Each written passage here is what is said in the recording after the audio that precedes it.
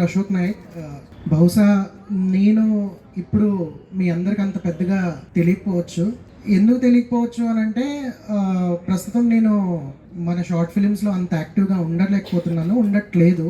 యాక్చువల్గా short films రాజమండ్రిలో stepping స్టేజ్లో ఉన్నప్పుడు దాన్ని అప్లిఫ్ట్ చేయడంలో ఏదైనా పాత్ర ఉందంటే నాది ఎంతో కొంత ఉందని అనుకుంటున్నాను నేను. సో ఒక 2 లైన్స్లో చెప్పేస్తాను అసలు ఎందుకు ఈ కసి, ఎందుకు షార్ట్ ఫిలిమ్స్ ని అప్లిఫ్ట్ చేయాల్సి వచ్చింది, ఎందుకు ప్రస్తుతం ఉండట్లేదు అని.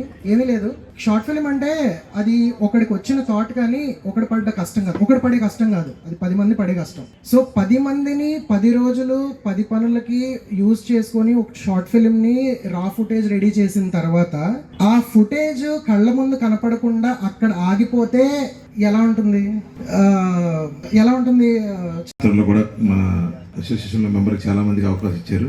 అలాగే నెక్స్ట్ తీయబోయే దాంట్లో కూడా మన వాళ్ళందరికీ కూడా మంచి అవకాశాలు ఇస్తారని ప్రామిస్ చేశారు. సో వారికి ఎప్పుడు మా సపోర్ట్ ఉంటుంది, మాకు కూడా వారి సపోర్ట్ చేయాలని మరొకసారి కోరుకుంటూ thank you very much sir. 1 and all thank you. అలాగే వచ్చిన ప్రతి ఒక్కరికి థ్యాంక్ యూ సో మచ్. అలాగే మన రాజ్కుమార్ బాబీ గారు లాస్ట్ ఉనికి మూవీ చేశారు. సో నెక్స్ట్ థియేటర్ మూవీ కూడా ప్లాన్ చేస్తున్నారు.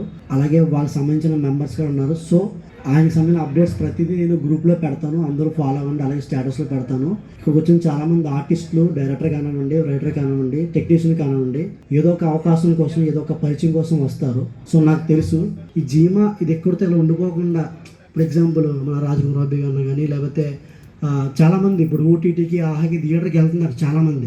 సో వాళ్ళకిలాగా నేను వెళ్ళాలి, అలా నాతో పాటు 10 మంది అలానే సంకల్పంతో జీమ్ అనేది ముందుకెళ్తుంది. సో ప్రతి ఒక్కరూ సపోర్ట్ చేయండి. ఇక్కడ తీసిన ఫొటోస్ కానీ, వీడియోస్ కానీ స్టేటస్లో పెట్టండి. Please support us. Thank you so much.